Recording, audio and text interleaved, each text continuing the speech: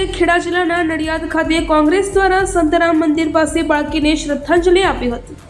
દાહોદ જિલ્લાના સિંગોડ તાલુકાની તોયડી પ્રાથમિક શાળાના આચાર્યએ ધોરણ 1માં ભણતી 6 વર્ષની બાળકી પર બળાત્કાર કરવાનો પ્રયાસ કર્યો અને ત્યારબાદ હેવાન આચાર્યએ તેનું ગળું દબાવીને હત્યા કરી નાખી હતી। આ ઘટનાએ સમગ્ર ગુજરાતને હચમચાવી નાખ્યું છે।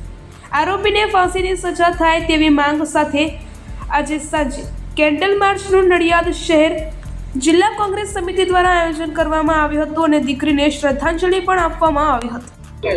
હાર્દિક ભટ્ટ, નડિયાદ શહેર જિલ્લા કોંગ્રેસ પ્રમુખ છું। દાહોદમાં જે નાની બાળકીની ભાજપના વિચારસરણી આરએસએસને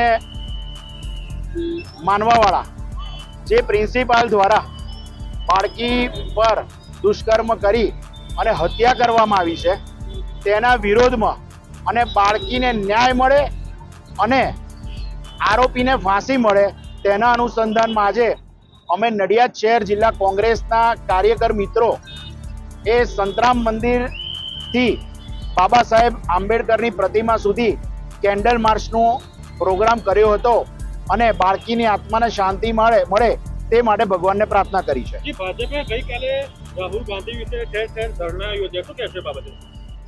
વાત એવી છે કે પહેલી વાત કે જે પ્રોગ્રામ રાહુલ ગાંધીનો અમેરિકામાં થયો એમાં એ કોઈ પણ જગ્યાએ અનામત પૂરી કરી દેશે એવું ક્યાંય બોલ્યા નથી, પણ કદાચ મને એવું લાગે છે સ્થાનિક જે લોકલ નેતાઓએ, આગેવાનોએ, સિનિયર નેતાઓએ જે આરોપ મૂક્યા એમાં મને એવું દેખાય છે કે રાહુલ ગાંધીએ જે પ્રવચન આપ્યું એ અંગ્રેજીમાં હતું અને કદાચ આ લોકોને અંગ્રેજી આવડતું નથી એવું માનવું છે। એને લીધે એ લોકોએ મન ફાવે તેમ આટલો મોટો દાહોદમાં જે બાળકી પર અત્યાચાર થયો, રેપ થયો, દુષ્કર્મ થયું અને ભાજપવાળા આરએસએસની વિચારસરણીવાળા થકી જ એ મૃત્યુ પામી, એના વિશે એક શબ્દ એમાંથી એક બોલ્યા।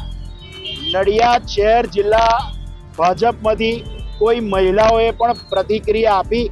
આપણને એક નાની દીકરી હતી ને, આજે તમારા ઘરનું બાળક હોય તો તમે કેટલું ઉછળકૂદ કરો, ત્યાં એને મનમાં શું વેદના એના પરિવારજનોને થતી હશે, પણ ભાજપની અંદર એનો કેસ પહેરે એટલે ભય મુક્ત થઈ જાય છે અને ભ્રષ્ટાચાર યુક્ત થઈ જાય છે એવું અમારું બધાનું માનવું છે।